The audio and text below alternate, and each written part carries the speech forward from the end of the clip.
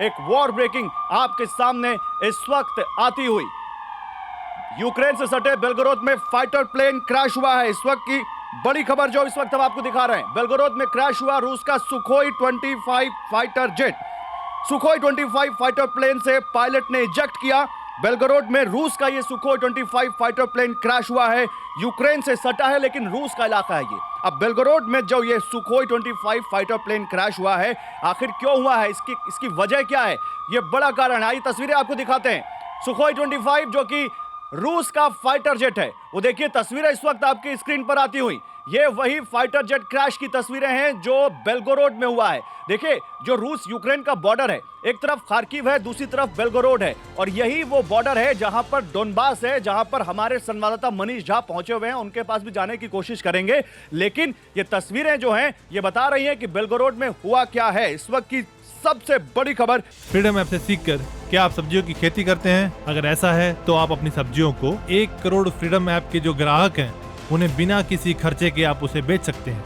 Belgorod में रूस का सुखोई 25 फाइटर प्लेन क्रैश। एक और बड़ी खबर बेलगोरोद से ही आ रही है। देखिए बेलगोरोद में रशियन वेयर हाउस में भीषण आग लग गई है। दूसरी ब्रेकिंग आपके सामने लेकर आते हैं। बेलगोरोद में आखिर हो क्या रहा है, रूस में आखिर हो क्या रहा है। बेलगोरोद के वेयर हाउस में आग लग गई है। ये तस्वीरें आपके सामने हम लेकर आएंगे। पहले ये ब्रेकिंग देखिए वॉर जोन से जो इस वक्त वॉर ब्रेकिंग आ रही है। बेलगोरोद में रशियन वेयर हाउस में आग लगी है। वेयर हाउस में गोला बारूद रखा हुआ था, ये जानकारी आ रही। तस्वीरें दिखाते हैं, पीसीआर तस्वीरें लेकर आइए। ये तस्वीरें देखिए, आग से रूसी सेना को भारी नुकसान की खबर है। रूसी सेना का एक बड़ा जो एम्युनिशन गोदाम था उसमें आग लग गई। आखिर रूस में अलग अलग जगहों पर ये जो आग लग रही है, क्या इसके पीछे कोई यूक्रेन कनेक्शन है? इस पर बात करेंगे। चलिए मेरे साथ जो तमाम एक्सपर्ट्स हैं, जनरल दयाल आपसे शुरू करता हूं। जनरल दयाल, ठीक 1 साल पहले भी हम बात कर रहे थे। 1 साल पहले जब हम बात कर रहे थे तो इस वॉर को लेकर तमाम तरह के इफ एंड बट्स थे, लेकिन आज जब हम बात कर रहे हैं तो इफ एंड बट्स वॉर को लेकर नहीं है, वॉर खत्म करने को लेकर है। क्या ये वॉर खत्म होगी? क्या ये वॉर आगे खींचेगी? ये जो बेलगोरोद से हो रहा तस्वीरें आ रही हैं, जो यूक्रेन से तस्वीरें आ रही हैं, जो रशिया से तस्वीरें आ रही हैं, ये तस्वीरें तो ये बता रही हैं कि war is not going to stop. देखिए गौरव, इतिहास इस बात का गवाह है कि लड़ाई शुरू करना बहुत आसान है, लड़ाई ख़त्म करना बहुत मुश्किल है। और लड़ाई ख़त्म जनरली वो नहीं करता जो लड़ाई शुरू करता है। और इस लड़ाई में, क्योंकि ये लड़ाई रशिया और यूक्रेन के बीच में सिर्फ नाम है, असलियत हकीकत ये है कि ये लड़ाई जो है 2022 में नहीं शुरू हुई। ये लड़ाई 2002-3 के बाद शुरू हो गई थी, जब ऑरेंज रेवोल्यूशन स्टार्ट हुआ था।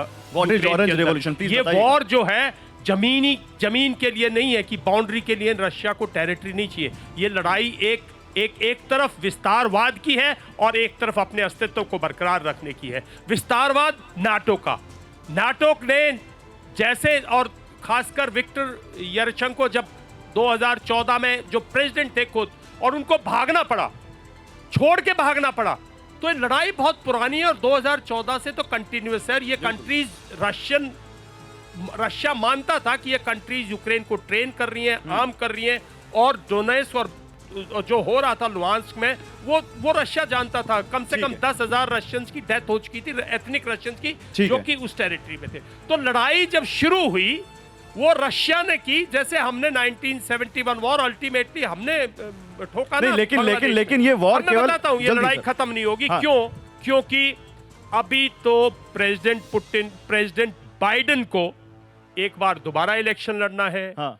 अमेरिका की इकोनॉमी रिवाइव करनी है। आप ये कह रहे हैं कि इसका अमेरिका कनेक्शन है, इस वॉर को रूस और यूक्रेन के पर्सपेक्टिव में देखना ही चाहिए। ओके सर, युद्ध जो है, मैंने बोला ना, आइडियोलॉजिकल एक्सपेंशनिस्ट वर्सेस अस्तित्व। ओके अपना और सर, जैसा कि मैंने आपसे कहा था, अस्तित्व को मेंटेन करना चाहता है। जैसा कि मैंने कहा था अपने ओपनिंग में कि इस वॉर का वर्ल्ड वाइड इंपैक्ट है, और इस वॉर का इंपैक्ट एशिया पर भी है। ये तो पुतिन भी कह चुके हैं। पूरी दुनिया मैं उसकी कोई परवाह नहीं। इन्फ्लेशन की बातें नहीं कर रहा हूं, मैं तो बात कर रहा हूं वॉर्स की। मैं इन्फ्लेशन की बातें नहीं कर रहा हूं। फ्रीडम ऐप से सीखकर क्या आप सब्जियों की खेती करते हैं? अगर ऐसा है तो आप अपनी सब्जियों को 1 करोड़ फ्रीडम ऐप के जो ग्राहक हैं उन्हें बिना किसी खर्चे के आप उसे बेच सकते हैं।